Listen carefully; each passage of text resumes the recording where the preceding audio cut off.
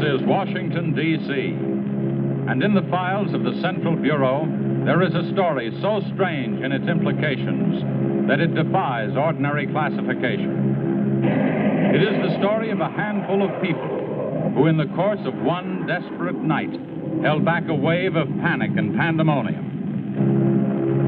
It began after sundown, time 7:15, as Flight A Coast Patrol from Travis Field was returning to base. When the nightly Air Force transport pointed north toward Japan via the Great Circle route.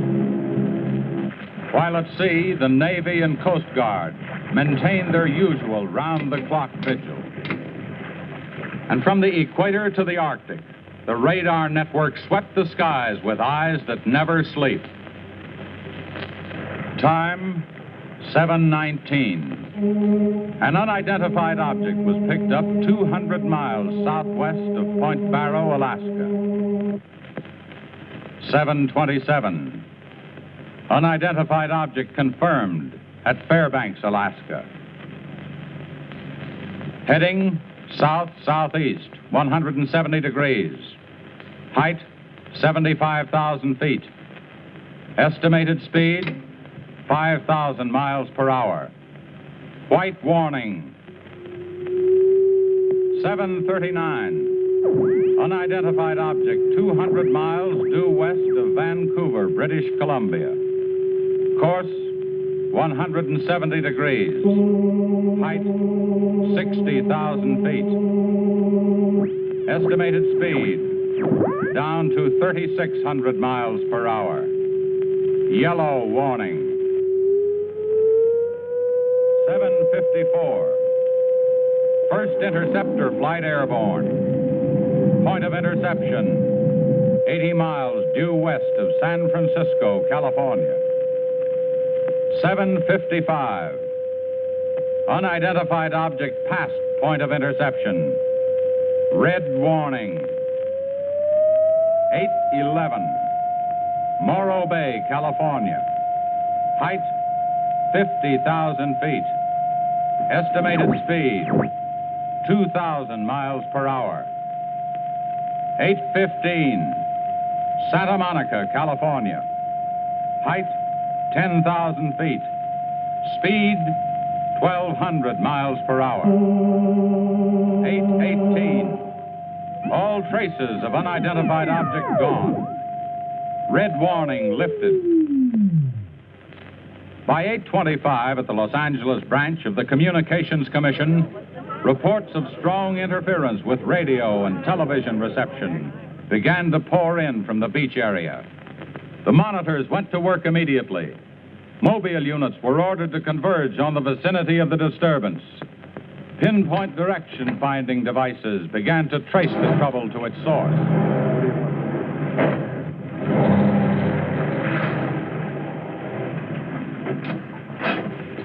This is Mobile 1, Hazen speaking. We're at Ocean and Beacon Way. Interference strength 2. Bearing 27 degrees. Over. Mobile 1 from center. Roger. Over. Mobile Center from Mobile 7. Over. Go ahead, Mobile 7. This is Mobile 7. With Pacific Center and Beach 4. Interference strength 3. Bearing 39 degrees. Over. This is Mobile Center. Roger. Stand by. Mobile 1 and Mobile 7. From Mobile Center, point of interception estimated 3 miles north of surf. Repeat, 3 miles north of surf. Acknowledge. This is Mobile 7. Roger. Mobile 1, Roger. Mobile 7. Roger. We're going out. Okay, Charlie, let's get moving.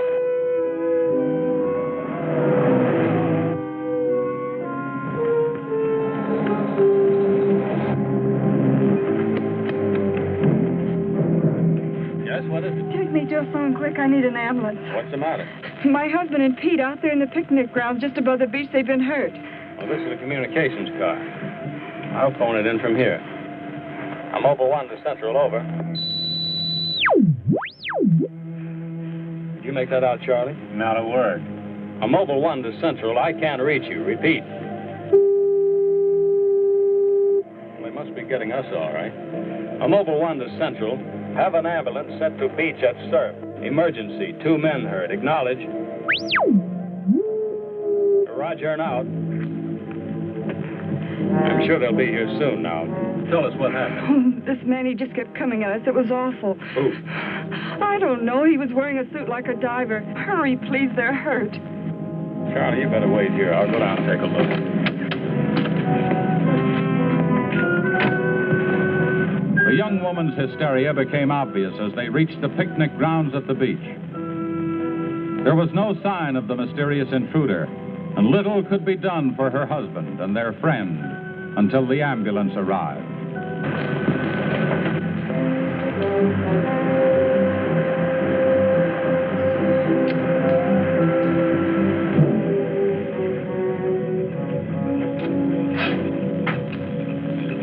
Hi, fellas. How are you doing? We're just taking another reading now. What happened down there? The police took the girl and one of the guys to the station. What about the other one? Well, he's on the way to the morgue. That was her husband. You're right on the button, Charlie. 44.7. Report back to Central if you find anything else. Charlie, grab that portable and check the beach, would you? Got it right here.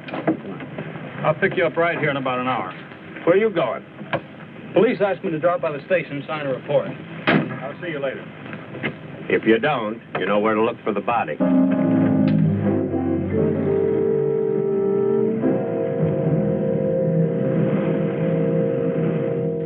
Like I said, we were just starting to eat when we heard something tracking through the sand toward us. I looked up and couldn't see anything. Then Betty screamed. At what? I thought you couldn't see anything. At first we couldn't. Then this guy started toward us. What kind of a guy? How should I know? He was wearing some kind of a helmet over his head. He could have been a deep-sea diver or anything. All right. After you saw this diver, what happened? Well, we jumped up. Ed, that was Betty's husband, yelled at him to stop. But he just kept coming. I never saw anything like it. He didn't say anything. He just kept moving in. And then you say he attacked you. Oh, we didn't give him a chance. Ed grabbed a piece of wood and took a swing at him. That didn't stop him. He caught the end. That's all I remember. Just because a man's taking a walk is no reason to slug him. Besides, you don't look like a guy who frightens so easy. How would you feel if somebody with a crazy helmet with pipes sticking out of it came at you in the dark?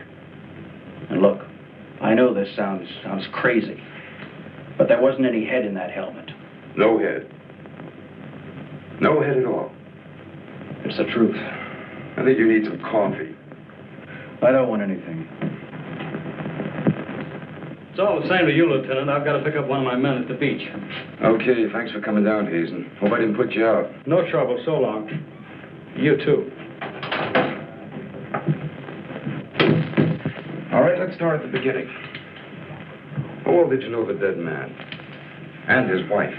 Betty and I went to school together. I knew Ed a year. How long were they married? About a year. Wasn't her husband a little older than she? I don't know. But you said you and Mrs. Evans went to school together. And you never discussed anything personal with her? She did mention he was older, yes. How much? 15, 20 years.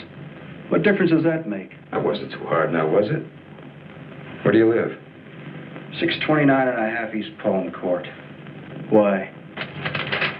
That's where the Evans live, isn't it? Yeah, I board with them. You do, huh? Now, Mrs. Evans is a good-looking woman. What are you trying to say?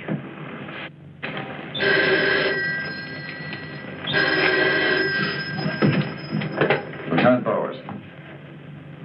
Where? Yeah, I got it.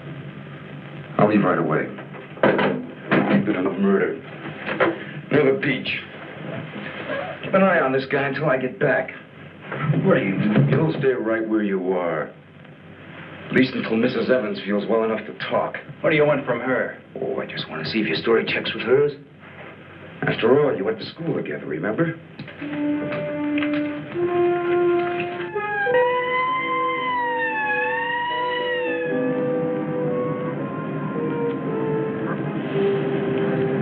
You say there were no witnesses, huh? None yet. Anything missing? I don't think so. The cash register wasn't touched. Get a breakdown of the inventory as soon as you can. What about fingerprints? The boys are working on them now.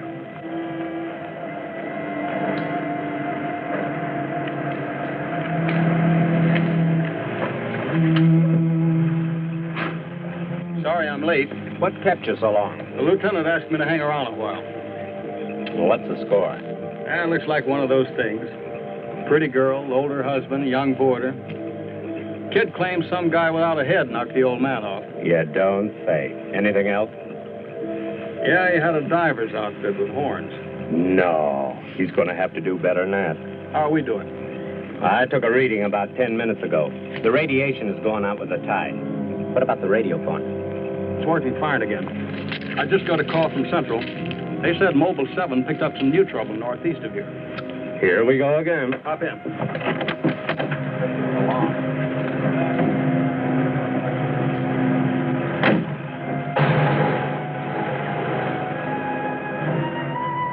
Who reported this murder? There he is there. He lives next door. His name's George Nelson. Hey, Mr. Nelson. Yes, sir. Come here, will you? I'm Lieutenant Bowers, homicide. You found this body?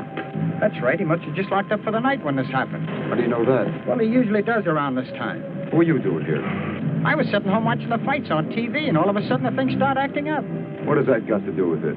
Well, you don't know the set. You know, it wouldn't work at all when I came home to supper. Then all of a sudden it cleared up fine.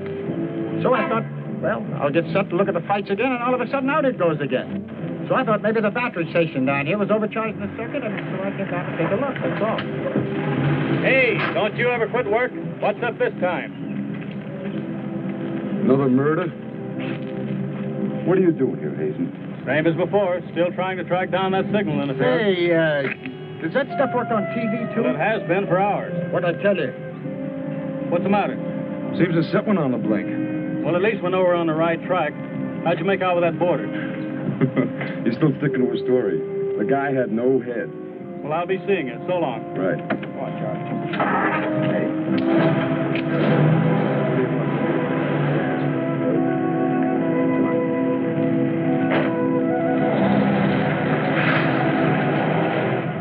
And so the communications team resumed its mission to track the mysterious interference to its source. Via accurate readings taken at regular intervals by stationary and mobile units, it was determined that the disturbance was moving in a northeasterly direction. By 10:34, Mobile Center had pinpointed the disturbance at the edge of the Huntington oil fields. Units 1 and 7 were instructed to close in.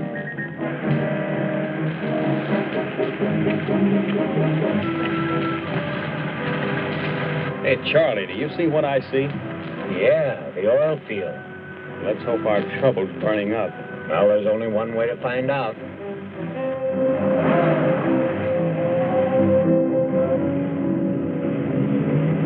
Look, Sarge. 2 murders and an explosion in one precinct is big news. Now, come on, you can't pin it all on the young boarder. Or can you? Very funny. Yeah? I'm Hazen of the Communications Commission. Oh, the lieutenant's waiting for you. Thank you. Who's a wheel? You heard the man, Communications Commission. Tell me, just kind of interference happen very often? Never anything like this. It's on the move all the time. I mean, some harm with the transmitter in the car. It's not a transmitter. We don't get a definite disturbance, just interference. Then you have no idea of what it is, huh? Not yet. How are you making out? Not so good. You were here when I questioned that boy about the murder at the beach. Did you get anything more out of it? Yeah. Come on with me. You might want to see this.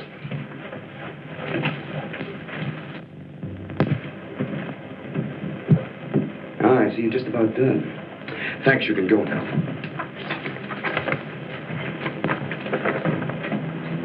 Are you sure this is what the man looks like? What do you say, Betty? Well, just about, only I think the tubes were a little lower down.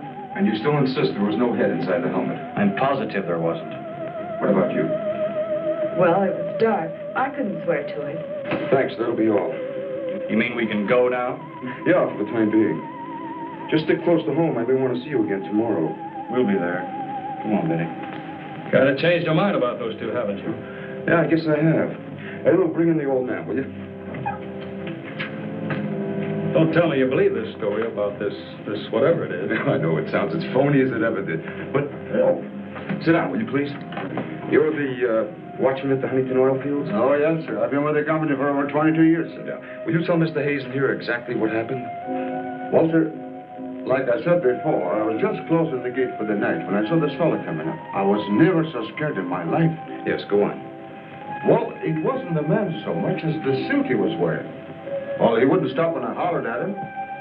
He just pushed his way right in there through the gate and walked right up to the tank. Now, you carry a gun? Did you try to stop him? Well, he was much too close to the tank. I was afraid to shoot.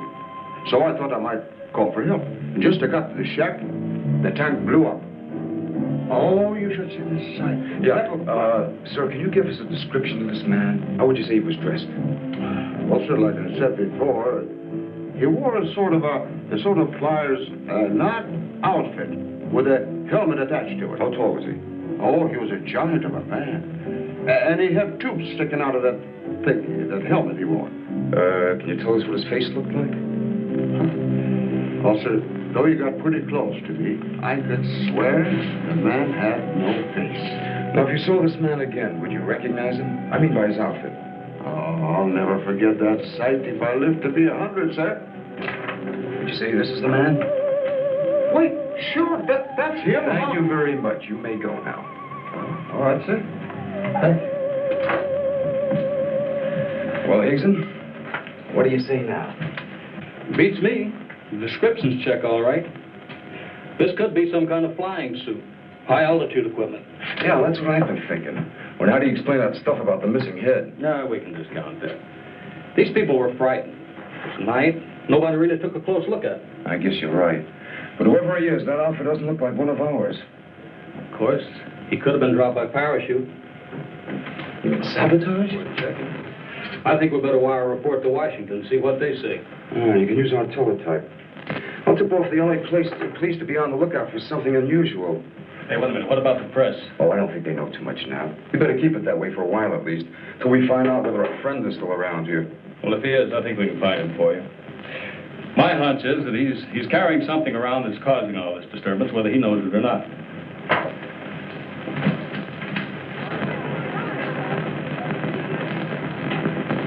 Yeah. Kill that page one lead. They let the boarder and the girl go. How do I know? Maybe the lieutenant thinks that the guy in a flying suit knocked off the husband. No, not a chance. Not a chance of an exclusive on that picture. They're making a blanket release in the morning. Oh, there's a guy from the Communications Commission in there now. Yeah, I'll call you back later if there's anything new. Okay.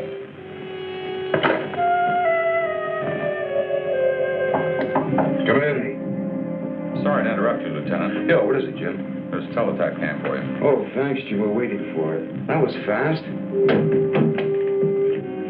Well, here's our answer. Looks like they never sleep in Washington. Says to contact a Major Andrews, care of Dr. Wyatt, director of the Griffith Institute. Hey, it's kind of late. Maybe I'll give him a call. While you're at it, I'll go out the car and check in with Central. Okay.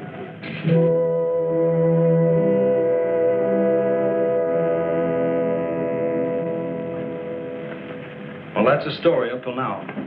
We got in touch with Washington. They told us to contact you here.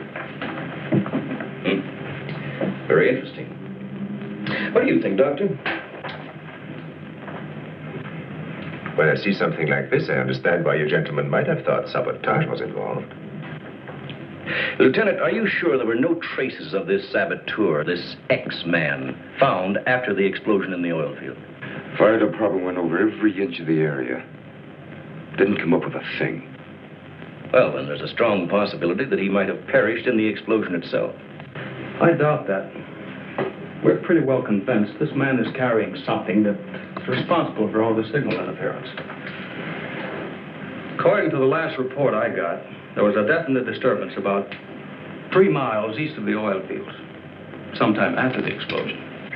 Well, then if he's alive, you should be able to keep an accurate check of his whereabouts. Not that easy.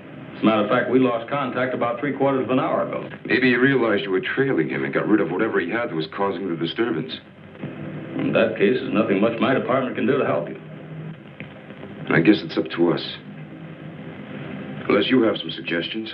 Well, let me think out loud for a minute. It might just be that what we've been talking about so far, and this phantom, as we'll call him, ties in with what the doctor and I have been discussing. That is very possible. I don't know whether you know it or not, but somewhere around 7:30 this evening, our radar networks picked up an unidentified object off Point Barrow, Alaska. They traced it clear down to Santa Monica before they lost it. Santa Monica?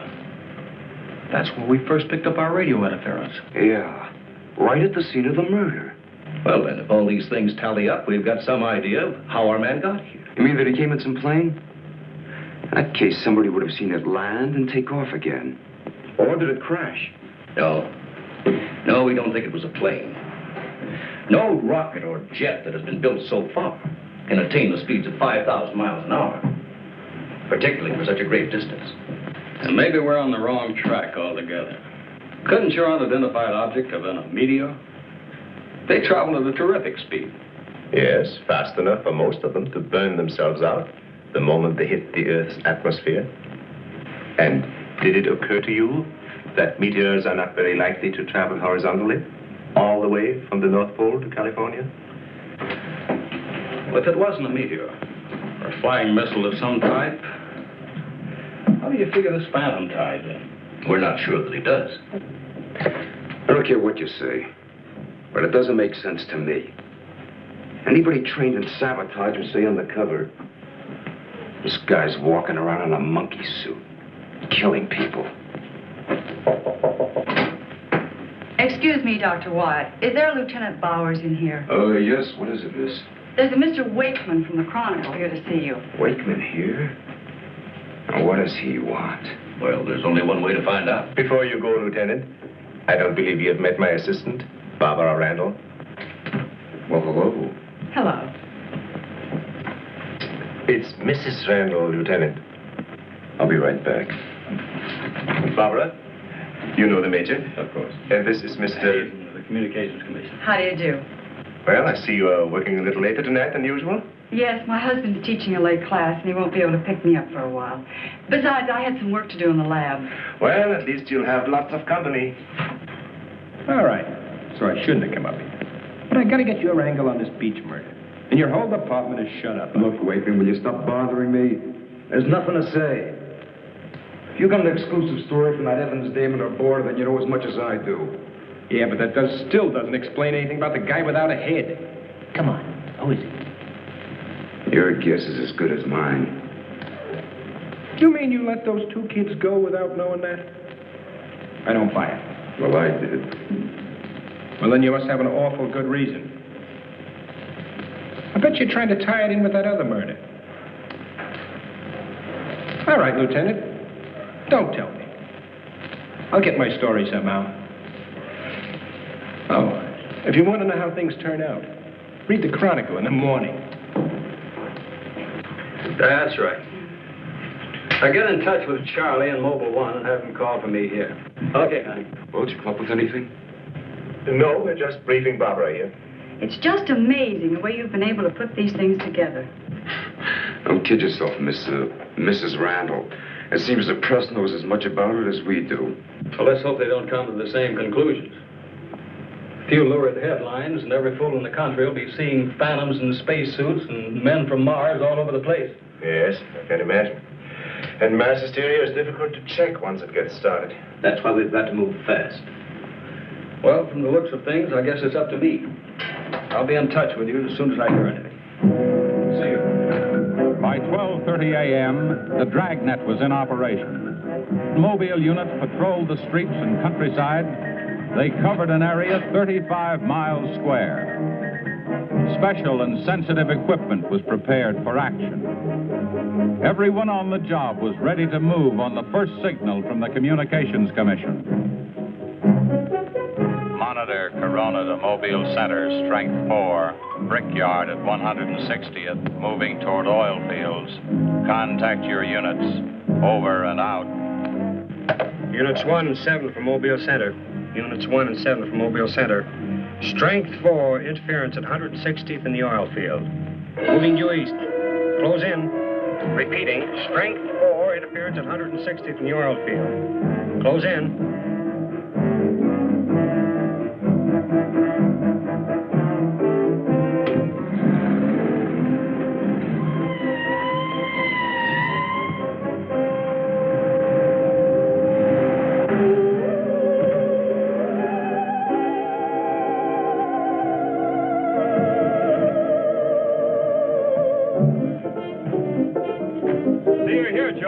Scott here, trying to set this up.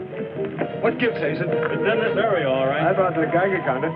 Thank you, Doctor. Why don't walk over those oil fields? Well, it doesn't register as far as the oil field. I think we'll do better if we split up, man. Right, Lieutenant. You two go that way, Lieutenant, out here. Joe, you follow him. Come on, Doctor. And you? Oh, forget it.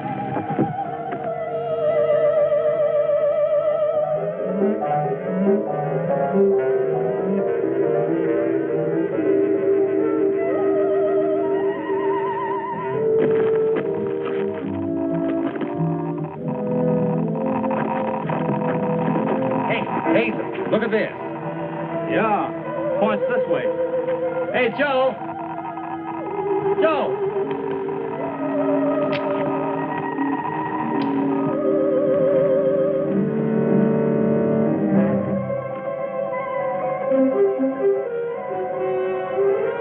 Hazen! Hey, Hazen! 603! Going strong. That's it, Doctor.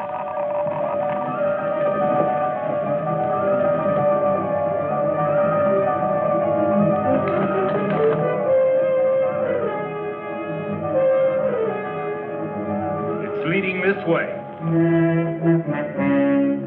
Come on.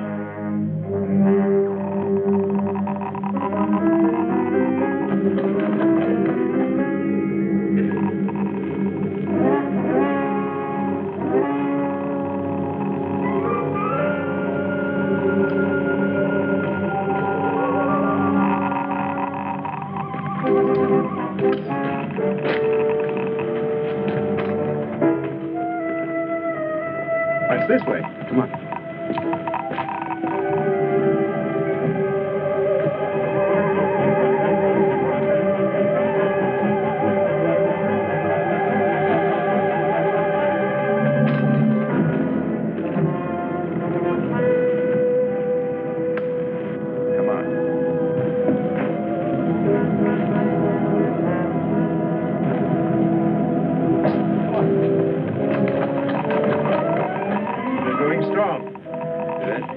That's right.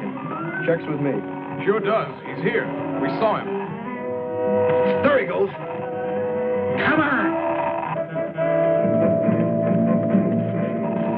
Fritz. Gotta be around here somewhere.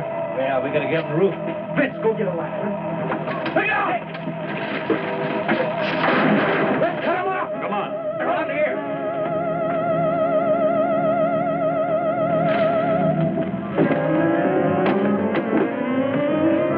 Anybody see him? There he is.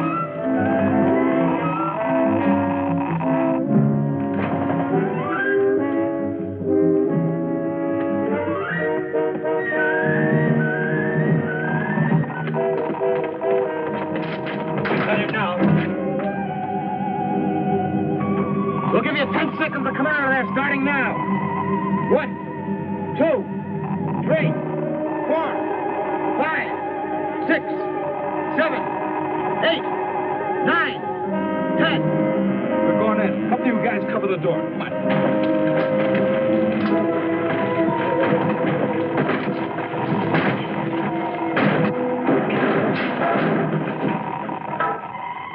Why, there's nobody in here.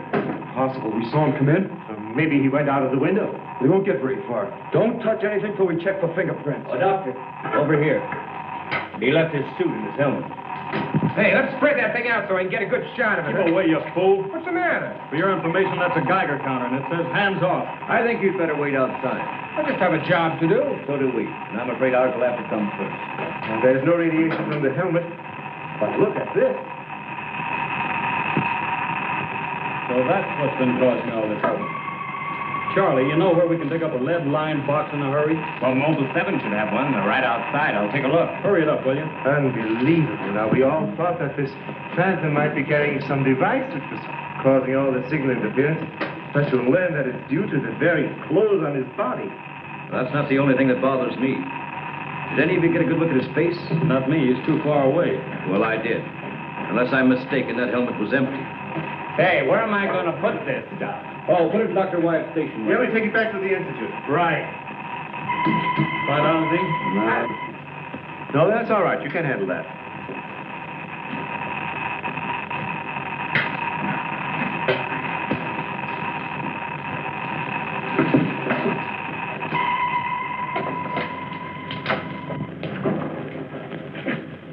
Any luck? Not a sign of him. The boys are still searching the grounds. For what? Nobody knows what he looks like without that outfit. I'll bet on that, Major. The reporter got a flash picture of him, and I just happened to borrow that film. It's on its way to headquarters right now to be developed. Good. Send us a print as soon as you can. Sure. Lieutenant, are you sure you don't want to come with us? We want to make a few tests at the lab. I'd like to, Doctor. Would you know the situation? I gotta get that guy. Let me know how you make out, will you? Yeah, we'll do that, sure.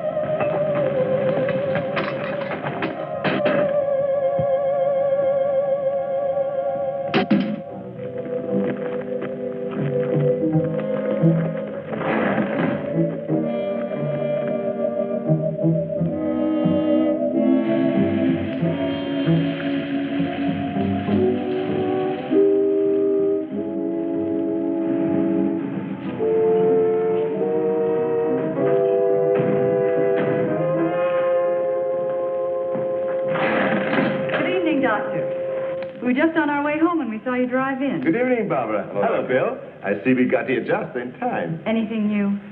Lots of excitement, but that's all. Major, you know Barbara's husband? Oh, of course. How are you? How are you? Hey, it's a nice-looking dog you've got there. What's his name? His name? Venus. Say, Bill, I hate to ask this, but something important has come up, and I wonder, can we borrow Barbara for about an hour or so? I suppose so. Of course. Darling, why don't you go and do the shopping? Here's the list. The market's open all evening. I may as well. See you later, darling. I'll take the dog and tie her up. Thank you, Bill. Good night. Good night. I'll give you a hand with it. Oh, thanks, Doc. Easy now. Look out for your fingers. All right. Look out now. Don't drop it. Ben, come back here. Ben, come back here.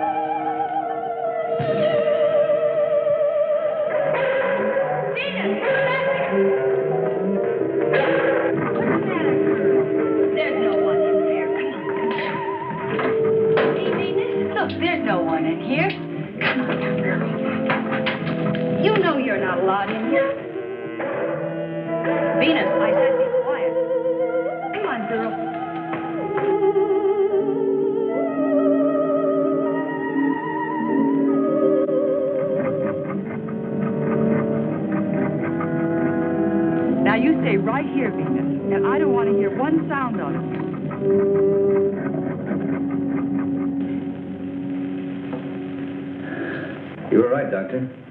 There are no fingerprints anywhere. What's all this? Hey, don't touch anything.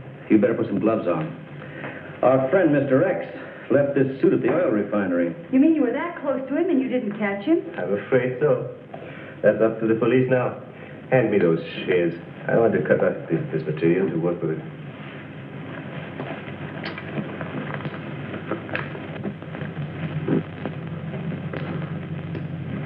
Hey, you better have those sharpened. But I just bought them.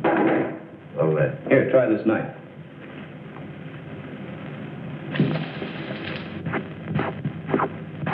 That still won't cut. Let me try.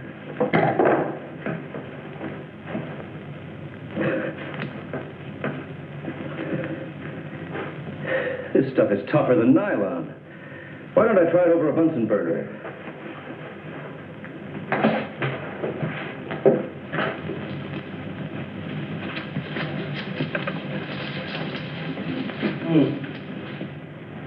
Hey, doesn't burn either.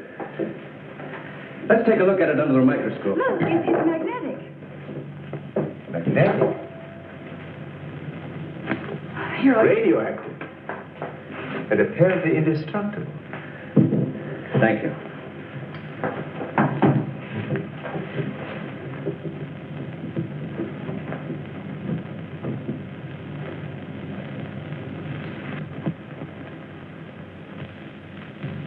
What's the matter? You tell me. Take a look at that weed.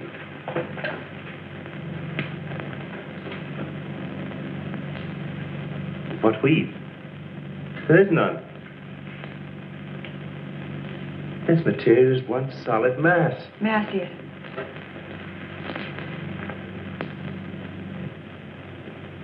Why, you're right. It must be some sort of plastic. No. I'd say it's a metallic substance of some kind. Well, I've seen a lot of interesting alloys, but never anything like this. Let's try an acid test. All right. Go ahead. Careful now. We'll only take a drop or two. Repel acid like a raincoat repels water. Why, there's no reaction. Well, Major, this looks as though we were going to be here for a long time.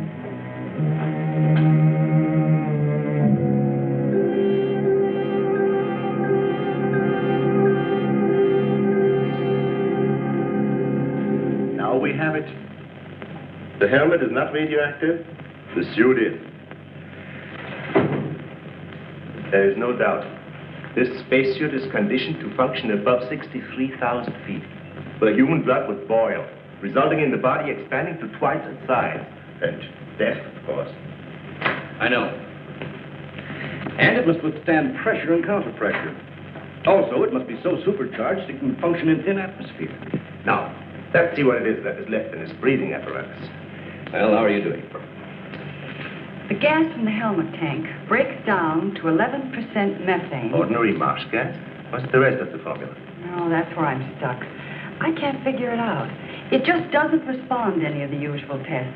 Well, how could anyone exist on that combination of gases? You and I couldn't. But apparently someone can. Oh, Doctor, are you trying to say that our X-Man doesn't breathe oxygen and hasn't the metabolism of a normal human? I really don't know. From what we've seen, he has some physical characteristics which make him appear human. But added to them is this fabulous radioactivity that none of us could stand. I am puzzled.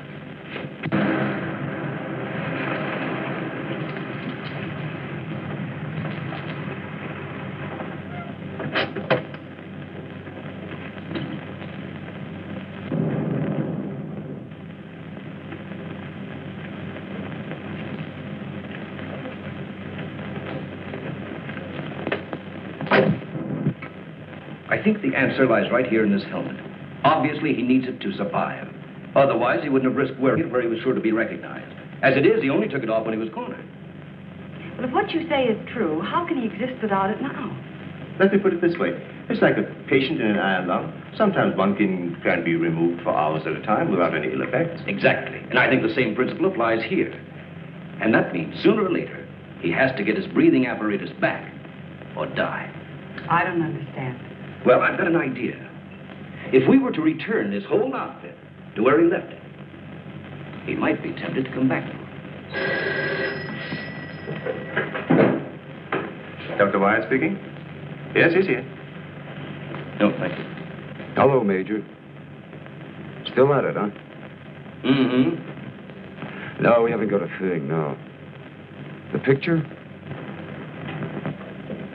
Yeah, hold on. He says the picture the reporter took of our man didn't come out. I was afraid of something like that. The radioactivity must have burned the emulsion. Hello.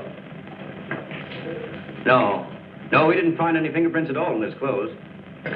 Did you find any? Oh, too bad. Hello? Will you wait there, please? We don't know what to make of this either. Have you heard from the communication boys yet? Well, let's hope they turn up with something. Major, excuse me. Hold on a second. Yes? It's Mr. Wakeman of the Chronicle. He insists upon seeing you. He does. Where is he? I told him to wait in the lobby. Good. Hello? And it's our friend from the press is here.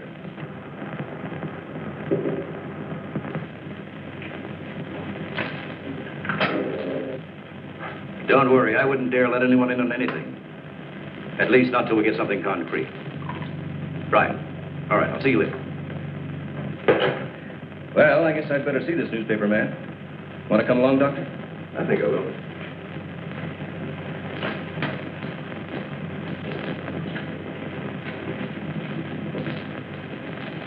Oh, hello. Remember me?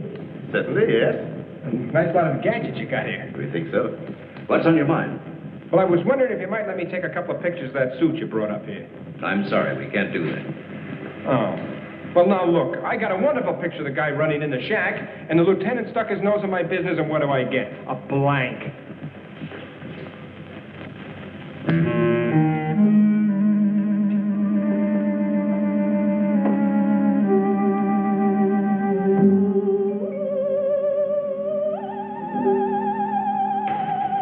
Is that you, Doctor?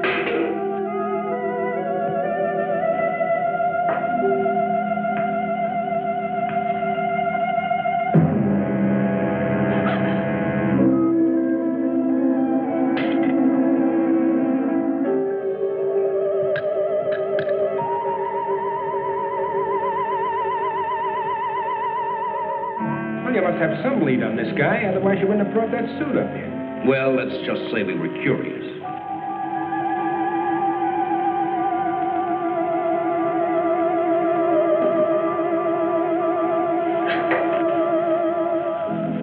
Hello, Bill. Are you back so soon? Isn't Barbara through? I don't know. If she's still in the lab, why don't you go up and see? Right, I will.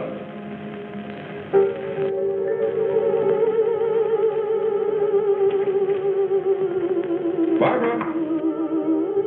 Barbara, are you in there? Bill, listen to me. I'm not alone. Someone is in here with me. I can't see him. He locked the door and has the key. I'll break the door down. No, Bill, don't, please. You better get help. You mean I've come all the way up here for nothing? I'm afraid so. Good night. Yes. Good night, Mr. Wakeman. Good night.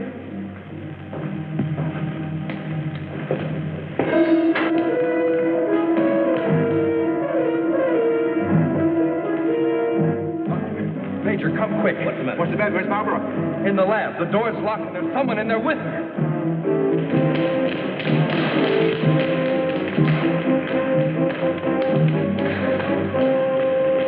I thought you said the door was locked. What?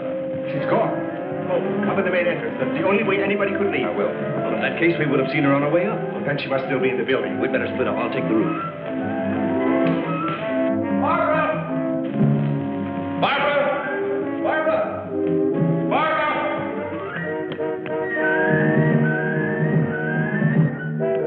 Barbara! Barbara! Where are you? Barbara!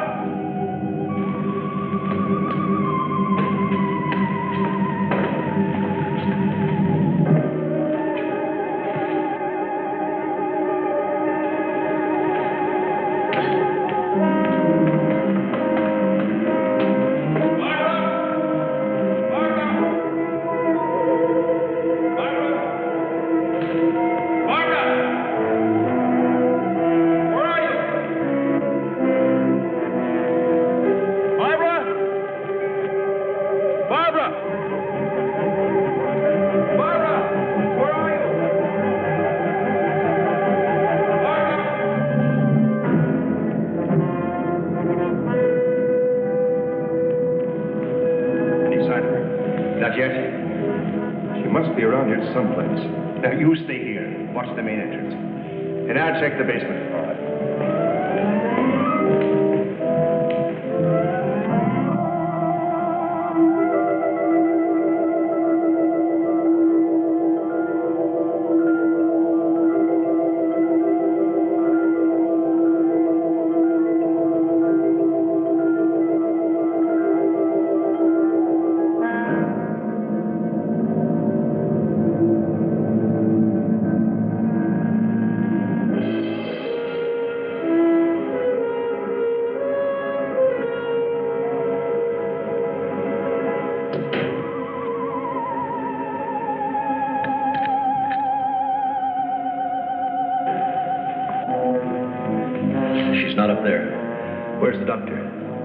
basement. Here he comes.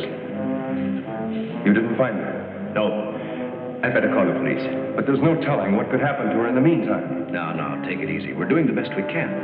But she said she was locked in, and she couldn't see who did it. Can you explain that? No. Not yet.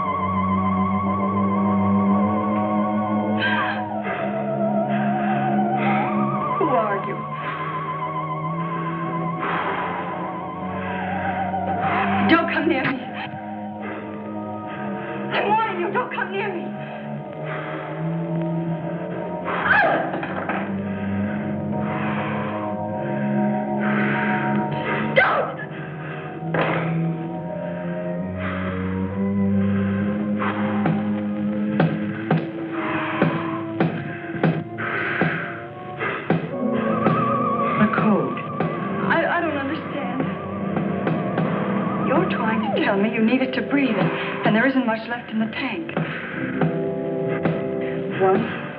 1, 2, 1, 1, 2, 3.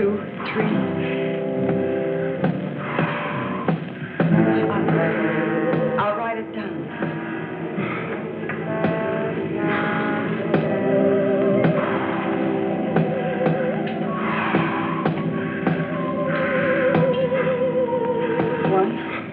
One, 2. 1, 2, 3.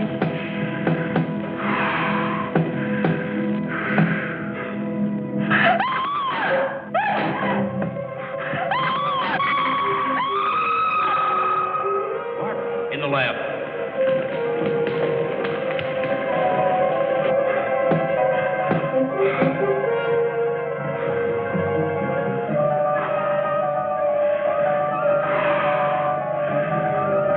No, please don't.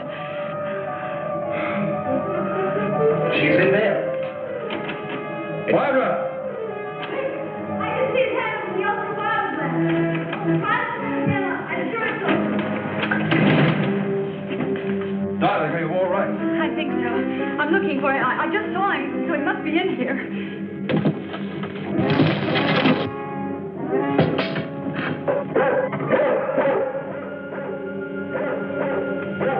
Steady feet to the ground. He would be killed. I'd better go.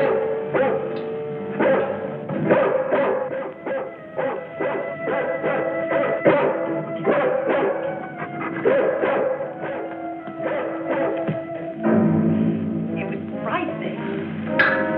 I couldn't see him. I didn't know what to do. Come here. Quick. Disintegrating. This is amazing.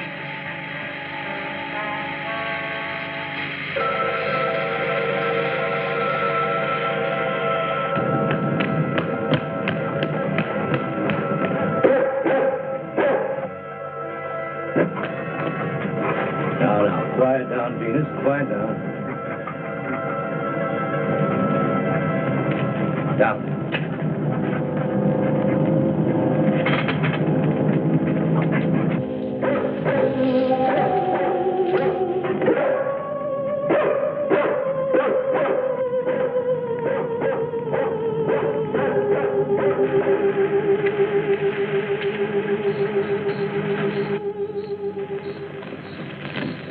Mobile Center from Mobile 1, come in, please. This is Mobile Center. Go ahead. Get hold of Major Andrews or Dr. Wyatt at the Institute. I want to talk to either one of them. I will do. Stand by, Mobile 1. Dr. Wyatt speaking. Oh, yes, Mr. Hazen. Yes, we're still at it. Lots and lots of excitement, but nothing definite yet. Have you anything to say? The trouble seems to be just about gone. We get a flash in the direction of the observatory once in a while, but I figure that's because of the outfit you're testing. Yes. Lieutenant Bowers ought to be here any minute. Of course. How long will it take you to get up here? Good. See you then.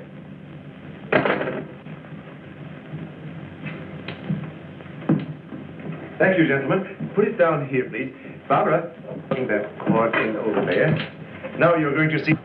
I have to resort to ultraviolet light in order to show you what little there is left of the spacesuit. As you can see, it has reduced itself to this liquid and it is in an evaporating stage. The helmet is in the lab and still intact.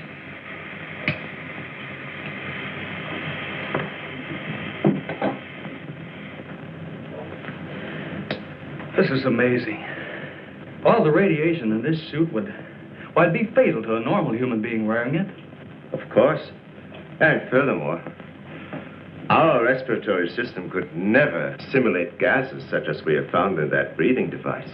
Well, then we have to assume our so-called X-Man carried his own atmosphere with him. Excuse me, but as a matter of curiosity, why do we refer to this thing as a him? I thought it was invisible. Under normal conditions, yes. Yet, Mrs. Randall did see the imprint of a large foot and a masculine hand under ultraviolet light. How do you explain that? I don't know, but the human body is composed of various elements with a carbon base. Like coal?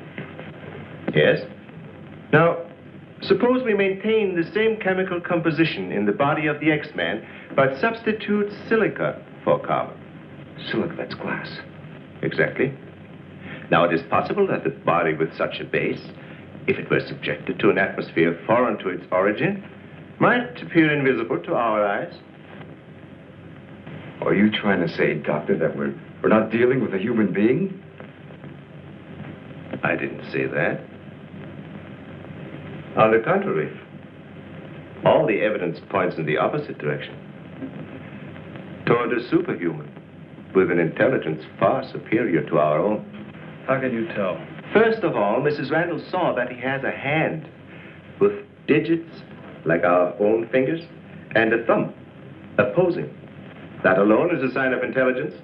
And he comes from a civilization that has developed adequate space transportation to enable him to travel to Earth. We have nothing yet that can reach even another planet in our own solar system. That could account for the unidentified objects picked up by radar a few hours ago. My theory is that the spaceship, or whatever it was that he came in, operated on the principle of magnetic rather than atomic propulsion, and that somewhere in the outer limits met with the condition where the Earth's gravity pulled it down and it fell into the ocean, and that he managed to save his life and reach shore. You really can pick up any type of communications interference, no matter how weak the signal may be. Sure thing. We were on his trail from the minute he left the beach. I never knew you carried such sensitive instruments in your car.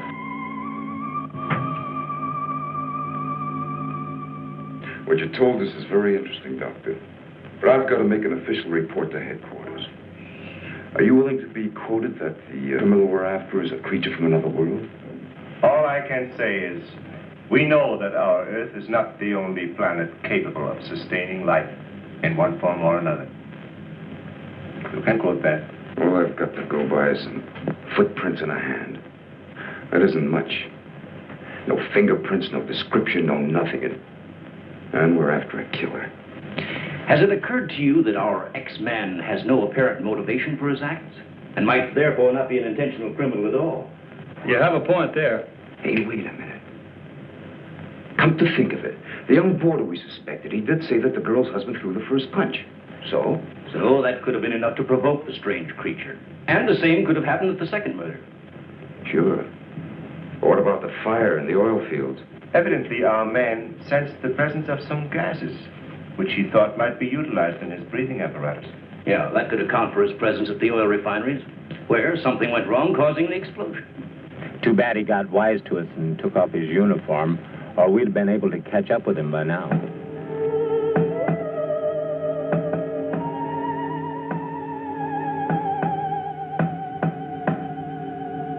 No, he didn't utter a word. But I'm convinced he was trying to convey a message to me. He kept tapping out a code. I wrote it down. Let me see that, please. Doesn't make sense. Well, it may be based on some mathematical system we know nothing about. But he was trying to tell us something. Why did he run away?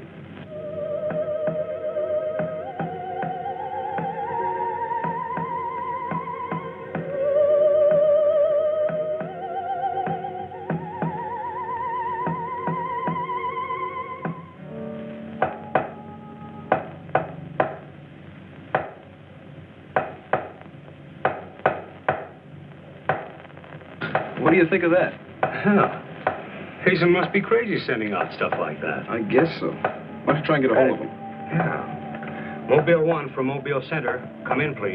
Mobile 1 from Mobile Center. Come in, please. Mobile 1 from Mobile Center. Come in, please. Hey, that's Central calling.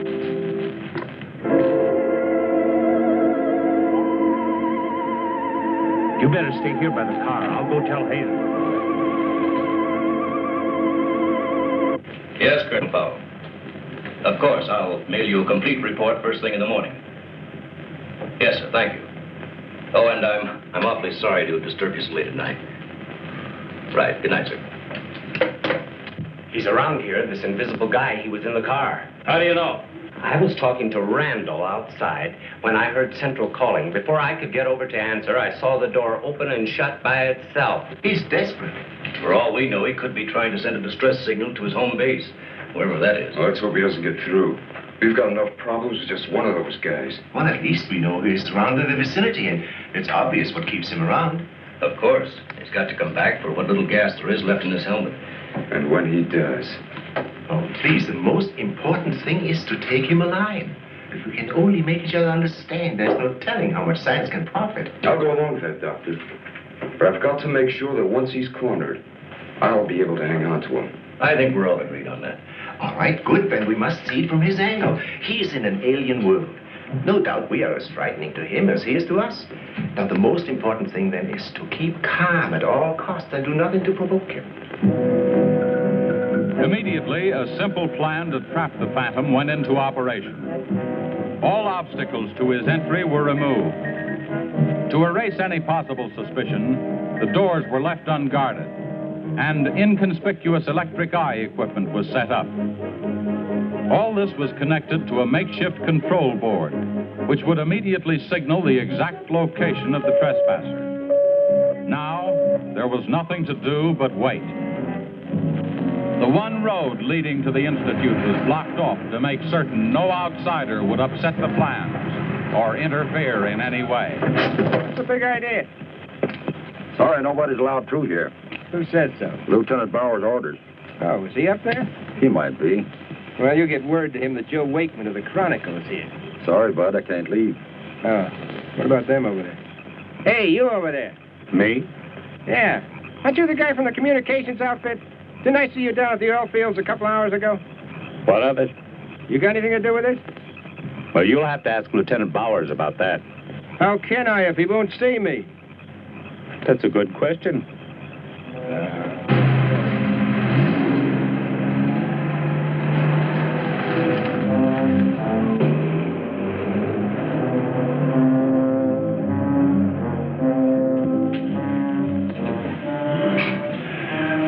Well, it's 3:45. Sure taking his time. Time is cheap.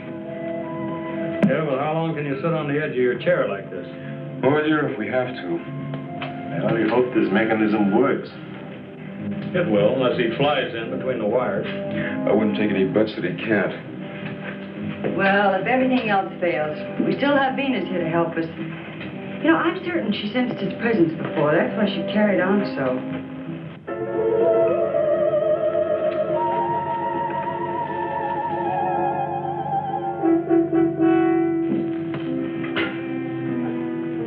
What's the matter, Lieutenant? Is this thing getting you? Oh, no. I'm just thinking about public reaction to all this.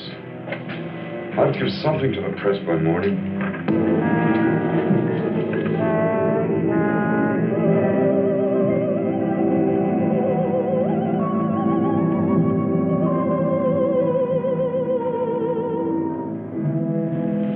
You know, ever since I was a kid, I wanted to be a pilot. Then after I got my wings and had 75 missions, I thought I'd seen everything. Now, after all this, I know I haven't seen anything. He's here. The back entrance. Let's head him off. Remember, now, take it easy. Don't crash.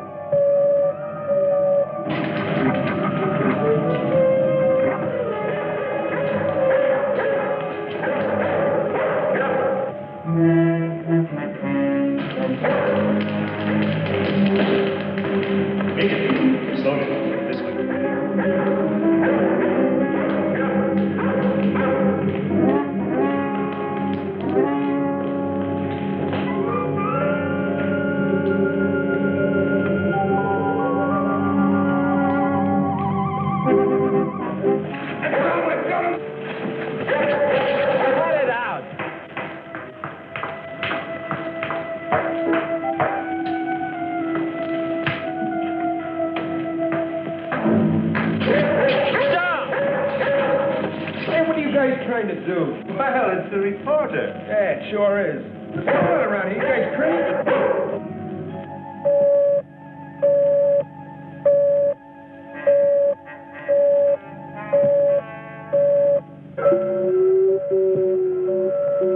How'd you get in here?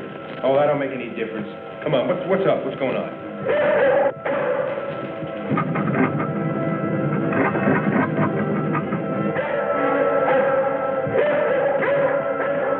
Lieutenant, you better tell him. I'll reset the wires.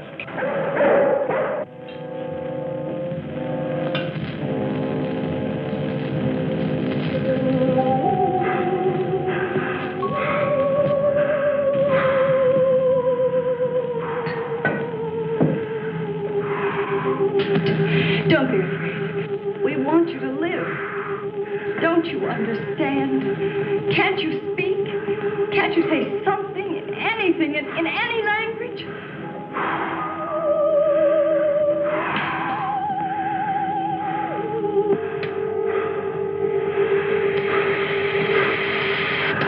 Listen, everybody.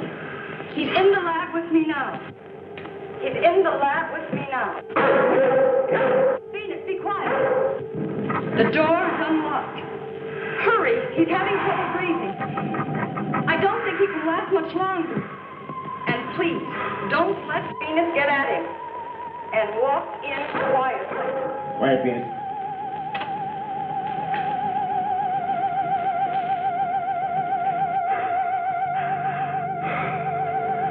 It's unbelievable.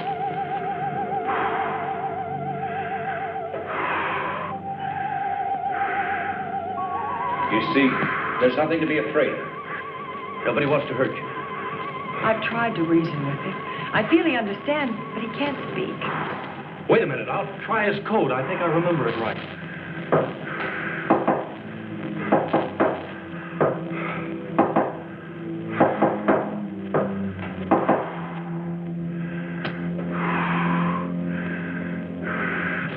Better plug in the ultraviolet light.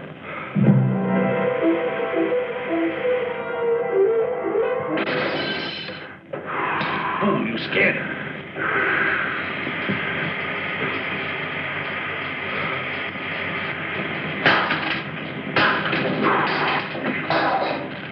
Look, there goes Venus.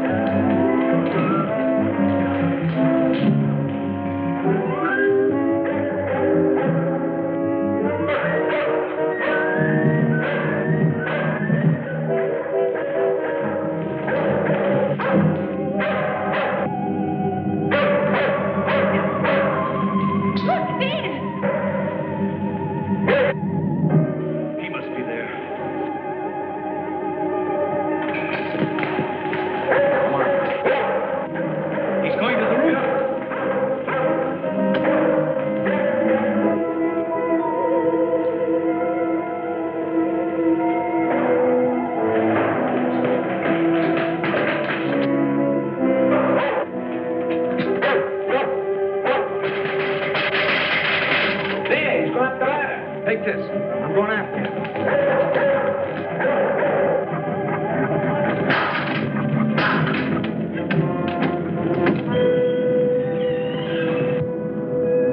The door.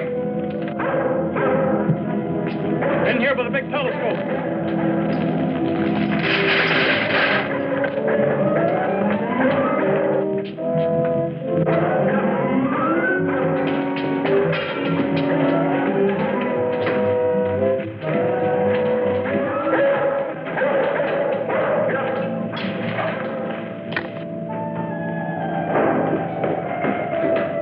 Close the door. The switch is over there.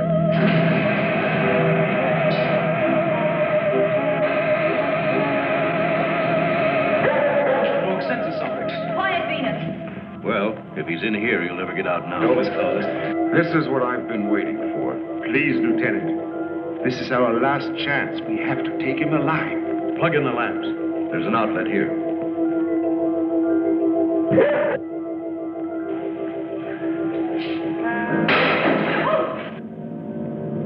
He must be up there.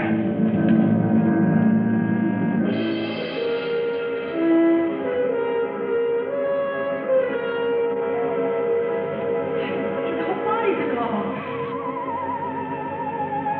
If I hadn't seen this with my own eyes. What do we do now? Stand back.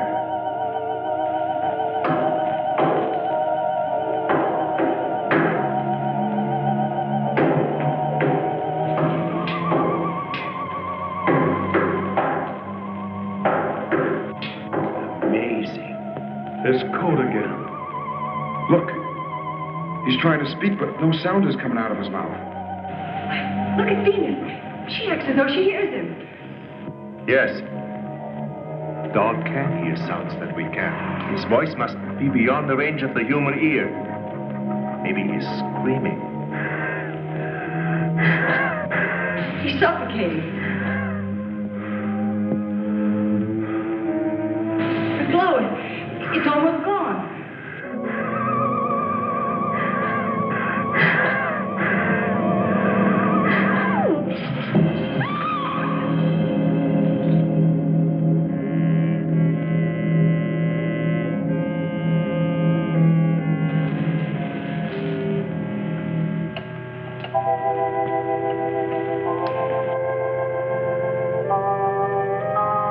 We won't need these lights anymore.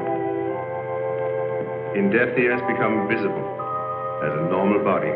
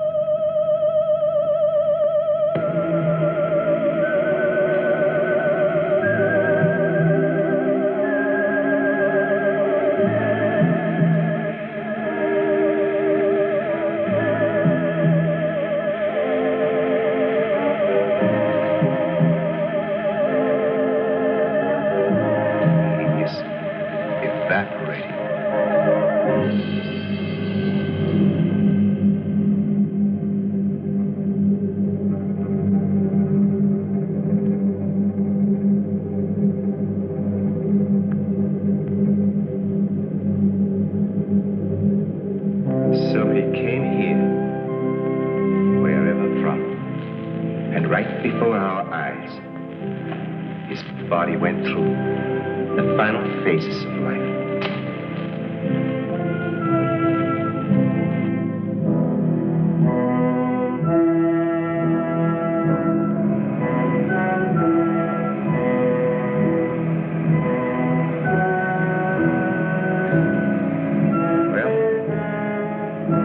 It's morning.